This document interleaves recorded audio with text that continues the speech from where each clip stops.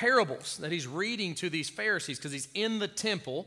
Keep in mind, he's in the temple and he's talking to just the general public who's there to worship. He's talking to the Pharisees, who are the religious leaders. He's talking to the Sadducees, who are also religious leaders, but they didn't believe in a resurrection. Okay, and he's also talking to the Herodians, okay, who's kind of a middle group. And so he's talking to all these people, and he begins to give them these parables. And one parable is about the servant who the master asked him to go do something, and the child said, yes, I'll do it, and then he doesn't go and do it, and then he tells another one to go do it, and that child says, I'm not going to, and then he ends up feeling guilty and does it, and the guy says, which one did what his father asked him to do? And they said, well, clearly it was the one who actually did it, okay? And then he gives them another parable after that, and now they're realizing, the Pharisees are realizing he's talking about them.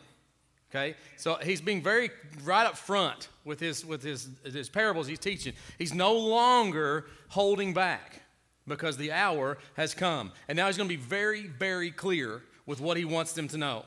All right? And if you read through these parables, this leads us up to the wedding feast, okay? This banquet that he's talking about in Matthew 22. And this is as forthright as Jesus can get without telling them straight to their face, you're lost and you're going to hell. Okay? And so let's look at what he says here in Matthew chapter 22, and we'll read